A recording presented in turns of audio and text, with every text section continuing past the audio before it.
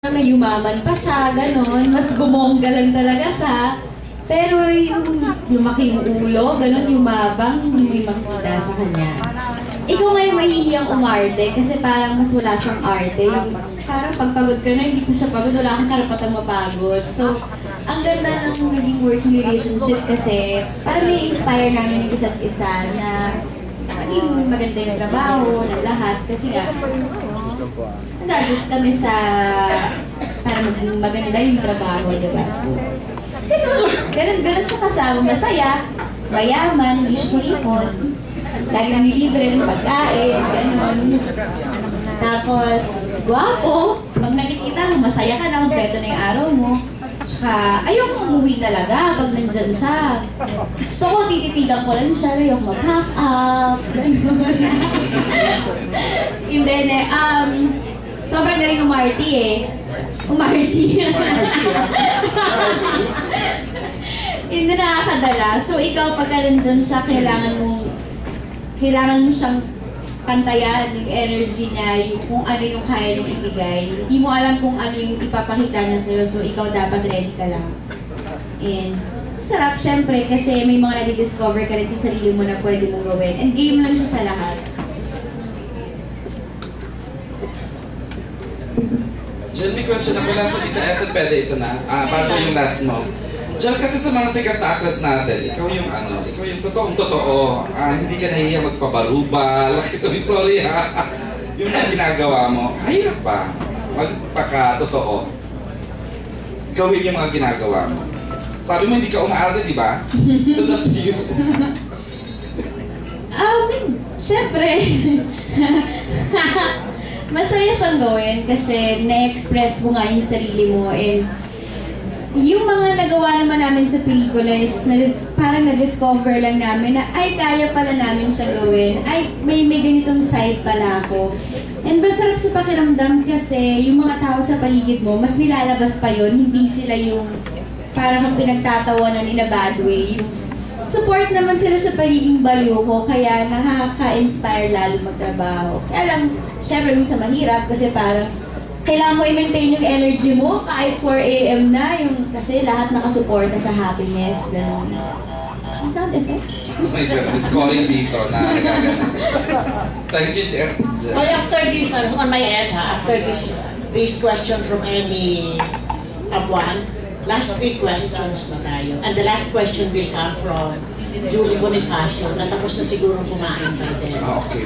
Ito ngayon si Miss Abuan. In her bright red blouse, diba? Beautiful. Pareho tayo. I would like to share, magdadagdag lang ako doon sa sinabi ni Manay Ethel na si Piolo totoo sa sarili. Si Piolo ay isa sa pinakamabait na artista na kilala namin. You know why? Kasi I remember, gumawa ka ng pelikula sa Solar, Lagarissa. And then may isa kaming bisita doon na mataray talaga. Tinanong ka ng question. Alam na ninyo kung ano yung question na yon. Nakita mo si Piolo, hindi nagtiin yung bagang niya, hindi yung mukha niya. Very siya. Ang sagot lang niya, kung ano yung inaakala nyo, bahala na lang kayo. So, ganun siya kabait. Anyway, ang question ko kay Angel. Angel. Hindi naman Hindi, kasi ang totoo sa sarili eh. Gusto ko sabihin na isa siya sa pinakamabait na artista na kilala namin. Because of that incident. So, biglang say, Angel, is it true na noong baguhan ka pa lang sa showbiz, talagang crush na si Piolo?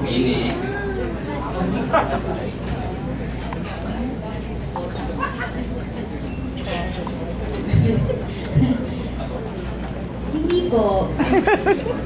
Crush po niya ako. Baligtad. Si Jericho yung crush ko dati. Tapos naging crush niya ako. Naging crush ko na rin siya. Tapos naging crush namin yung isa't isa.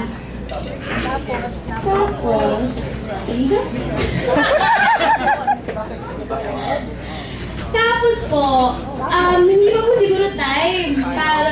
kami noon. Baka po this time around. Kasi 17 years old na po siya nun eh. Kung sa mangarap ka.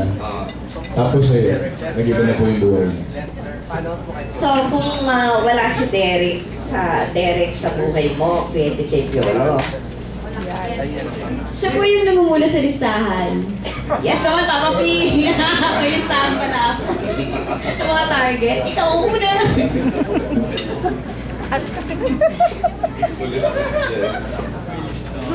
Okay.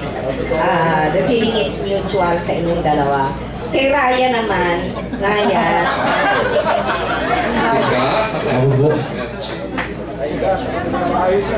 nagsimula ka sa exhibition. Ayun.